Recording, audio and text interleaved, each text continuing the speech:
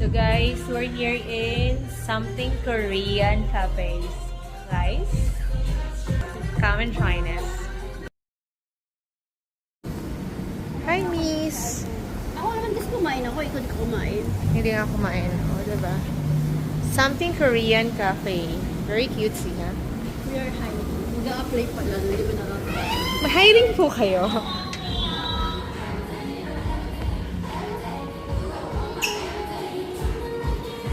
May dinala rin sila doon. May mga ano din, Ate Apple, oh. Mga bag-bag. Okay. Hiring po kayo. Ay, joke lang. Ate. Ay. Ang cute naman yung bags.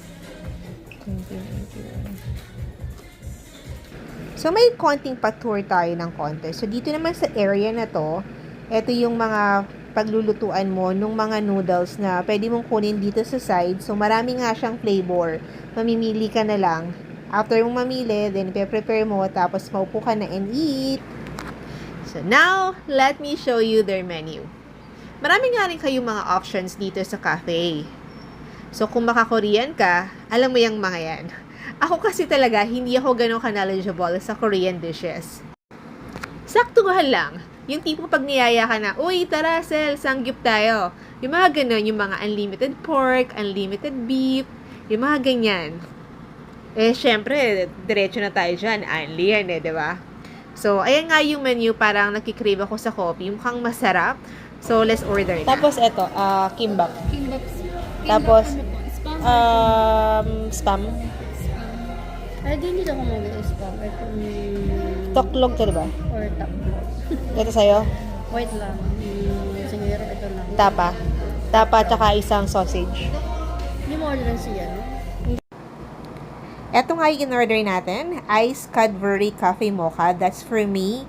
Kay Ate Apple naman, she ordered coffee jelly. Okay naman yung lasa nung iced coffee ko. Pero, mas feel ko yung lasa nung sa coffee jelly ni Ate Apple. Hindi ko man ko din kasi.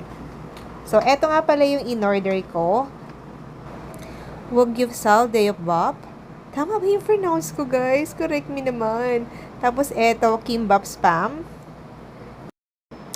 It's a Korean seaweed rice roll. At syempre pa, meron ding kimchi. Sa Korean po dito sa mga gusto ko, kimchi. Tapos, kay Ate Apple naman is tapklog. So, para siyang tapsilog. At kung itatanong mo naman, saan ba tong Something Korean Cafe?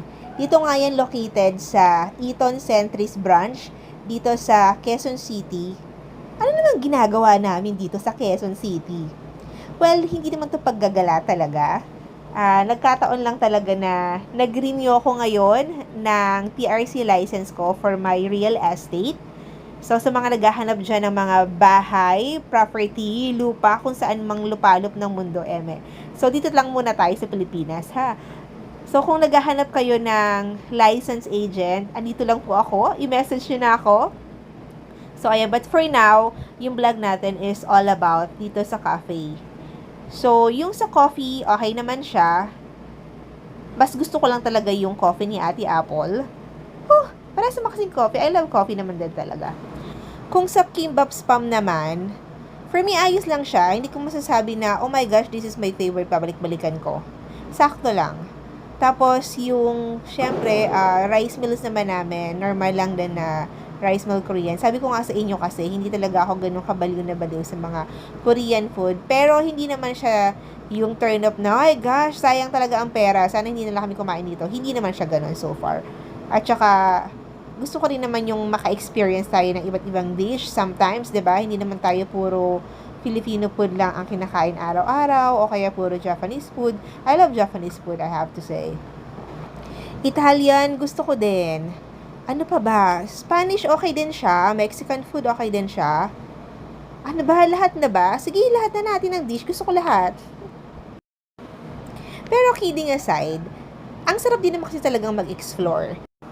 I think naman pag araw-araw akong dinala sa Korean restaurant, masasanay na ako. So, parang siguro talagang pagka 1 year, hindi ko siya sinikman, baka hahanap-hanapin ko din. Ganun. Ganun naman minsan di ba? Pagkaharap mo, okay lang. Pero pag tingnan wala na siya, ay, na-miss ko yan. Ganun.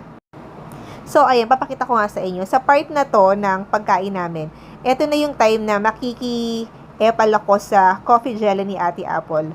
Siyempre, sarap. Tapos sabihin ko, teka, parang mas gusto ko yung sa'yo. Ate Apple, palit tayo. Joke lang. So, eto nga yung bill natin. Tapos, after nga namin kumain, dito muna tayo maningin-ningin ng mga bags nila dito. Magaganda naman siya, in fairness. Pero, I think, hindi ito yung tamang panahon para mag-shopping, 'di ba? So siguro kapag nakabenta na tayo ng mga maraming properties, siguro pwede na ako bumalik dito. Sa ngayon ay magre-renew lang talaga tayo ngayon, guys. Hindi tayo magsha-shopping, ha? Wala pa tayong pambili. Oh my goodness. Oh, I like this one. Magkano ba to? Okay, sige. Maybe next time. And that's all for today.